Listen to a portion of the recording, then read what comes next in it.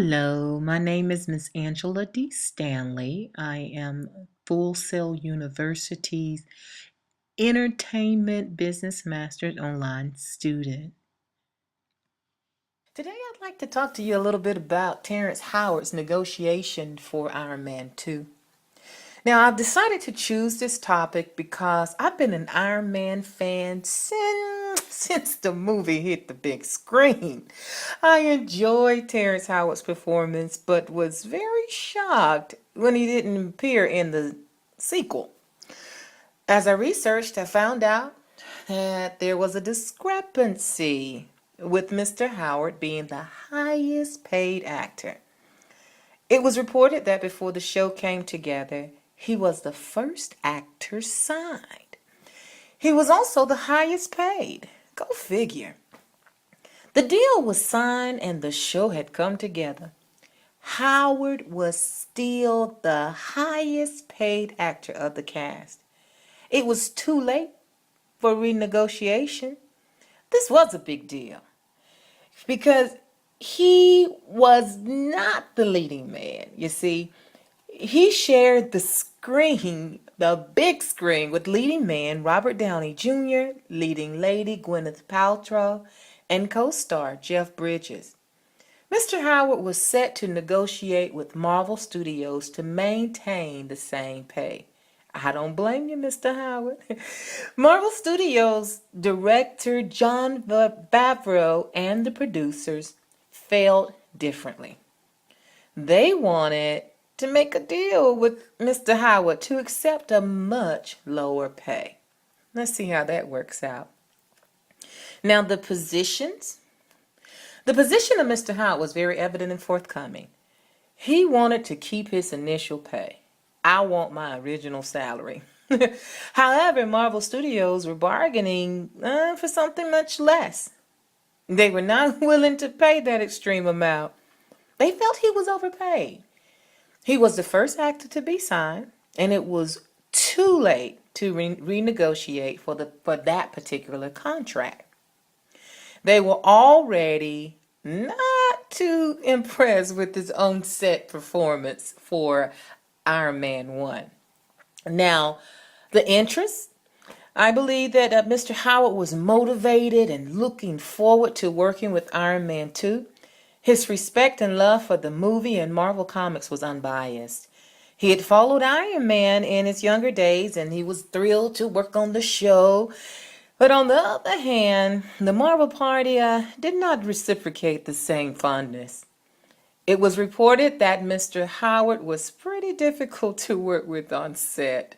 Although these were speculations, there was not a statement denying its validity.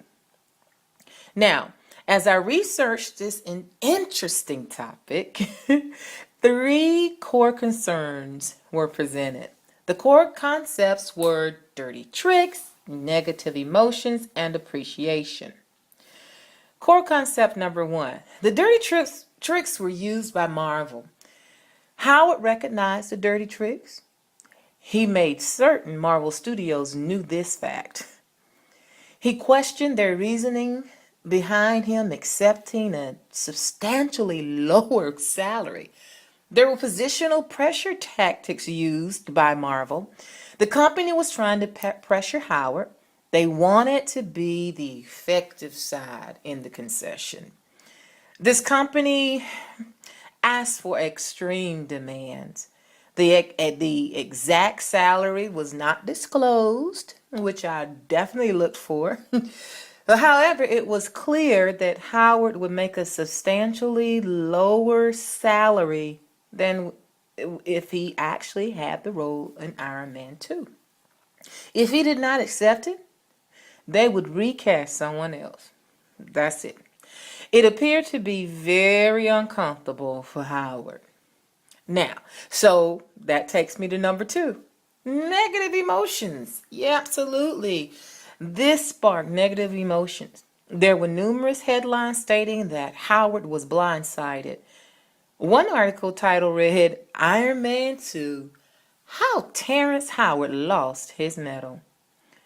Howard finally spoke out that he felt bamboozled Mr. Howard shared with Blaster.com, they made a very, very bad choice.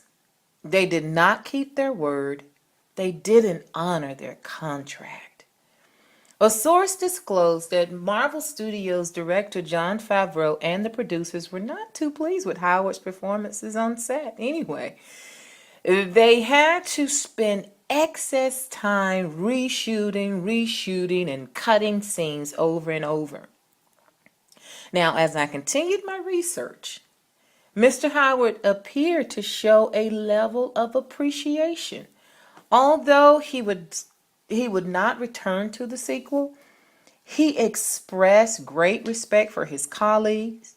He also exemplified gratitude towards Marvel Studios, the director, and the producers.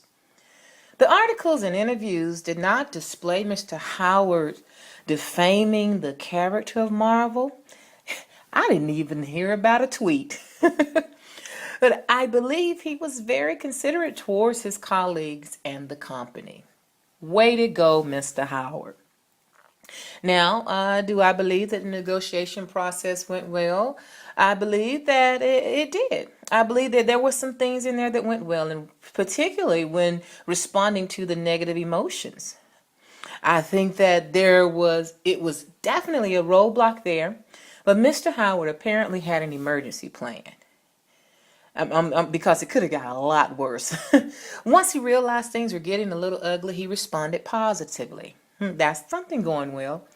He separated the people from the problem. He remained focused on the issue at hand. It was very evident when the reporter from Blaster asked, "Aren't you dangerous to them now, since you know the plans for the trilogy?" His response was, "Nah. When someone does something wrong, you don't have to get back at them. Everything right will return the favor for you." Pat on the back again, Mr. Howard. Now, that was a great breakthrough. I also think it was a mature response. Now, there were quite a few positive points from this negotiation, and if I would analyze what went wrong, it would be the length of time it took for Marvel Studios to come to an agreement.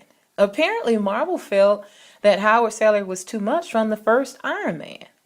It would have saved a lot of time, in my opinion, and negative emotions if confronted earlier.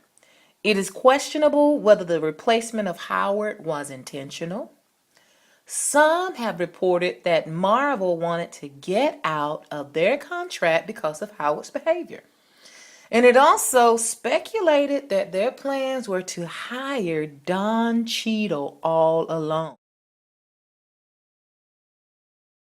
Final agreement, the final verdict is in.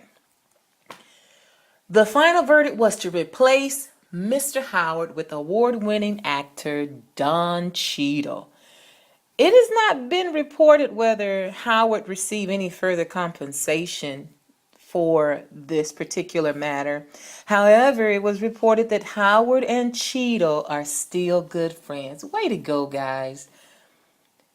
Howard said, "I want to see Don Cheadle become me. I want him to do better than me." Now, is there a future after this wonderful negotiation? Is there a future? I believe the agreement made will not foster long-term meaningful relationships with Howard and Marvel Studios, of course. But in many of his statements, he disclosed his hurt from distrust and betrayal. Now, those two can be tough to overcome. I'm talking from personal experience now. But I do believe it will foster a greater level of respect for Mr. Howard from Marvel Studios and other colleagues. They had an opportunity to see him respond with character and dignity. They also saw him stand up for what he felt he deserved. This was very heroic. There are not too many actors or actresses who will chance losing a big role in a $300 million grossed movie over a lower salary. Well, I commend Mr. Howard for his self-confidence in this negotiation. Thank you so much for taking the time out to listen to me. And I wish you happy negotiations, and may all of your negotiations be win-win situations. Bye-bye.